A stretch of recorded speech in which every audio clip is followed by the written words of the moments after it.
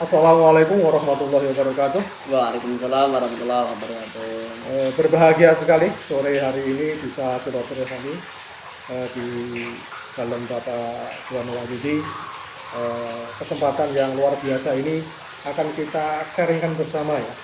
Akan kita sharingkan bersama dua tema yang membuat kita menjadi spirit untuk menulis ya ini. Yang pertama adalah saat kita menemukan sebuah ide-ide segar dan akan kita torahkan menjadi sebuah karya, maka yang terbersit dalam pikiran kita itu adalah ide ini gimana, untuk meneruskan menjadi sebuah karya.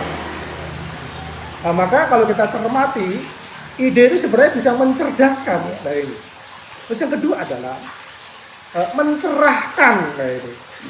Bagi pembaca buku akan tercerahkan dengan ide-ide yang sudah diaktualisasi menjadi sebuah karya buku. Nah, jadi alhamdulillah, matur suwun, terima kasih pada Bapak Tuan Wahyudi. Beliau penulis terbaik tingkat nasional, ini luar biasa sekali. Dari menulis dapat penghargaan tingkat nasional penulis terbaik, ya luar biasa, jadi gitu. Jadi begini Bapak, mencerdaskan bagi penulis dan mencerahkan bagi yang membaca. Kalau kita terjemahkan secara sederhana, gimana Bapak yang mencerdaskan itu? Baik, terima kasih. Tentunya saya sampaikan dengan seterusnya kepada Pak Ahmad. Terkait dengan mencerahkan ya dan juga mencerdaskan, itu harus paradigmanya diubah. Mencerdaskan, mengapa mencerdaskan? Karena mencerdaskan itu otomatis orangnya itu harus cerdas dahulu. Jadi kalau hanya mencari contoh itu gampang, tapi menjadi contoh yang susah. Nah, sehingga tatkala seseorang ingin mencerdaskan pihak lain, maka orang tersebut harus cerdas lebih dahulu. Nah, untuk mencerdaskan itu dapat ditempuh dengan berbagai macam cara. Mungkin yang berilmu bisa menyampaikan secara lisan, tapi bagi orang yang kebetulan senang dengan dunia literasi, bisa melalui tulisan.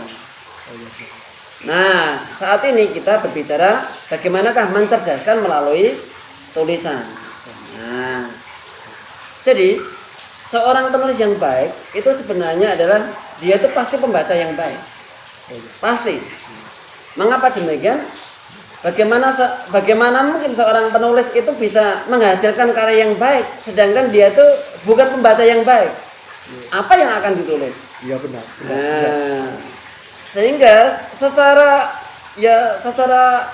otomatis itu penulis itu pasti pembaca yang baik. Dari gemarnya membaca itulah kemudian di kepalanya, di otaknya itu terakumulasi berbagai macam pengetahuan, pengalaman melalui bacaannya dan mungkin melalui tangkapan-tangkapan yang ada di lingkungannya. Dari situlah kemudian seorang pembaca yang baik itu biasanya itu akan tergerak hatinya untuk berbagi dengan pihak lain. Nah, karena yang dibaca itu adalah tulisan, maka dia pun akan berusaha menduplikasi. Bagaimanakah meniru karya yang dibaca tadi? Tentunya kan seseorang yang membaca buku itu kan akan menemukan kelebihan dan keunggulannya. Nah, dari situ kemudian dia itu akan memunculkan ide-ide yang baru, yang bagus, yang bisa melengkapi karya yang telah ada. Inilah yang nanti akan kita teruskan kepada yang bagaimana akan mencerahkan.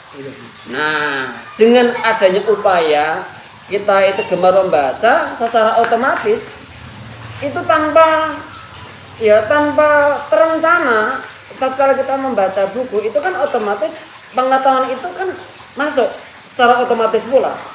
Nah, kemudian orang yang memiliki kekayaan pengetahuan di kepalanya pasti ingin ada penyaluran.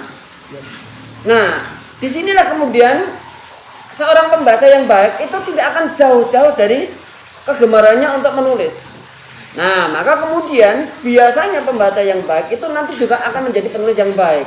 Nah, tatkala sudah ada iktikat untuk menjadi penulis yang baik, dari sinilah akan berawal, akan bermula.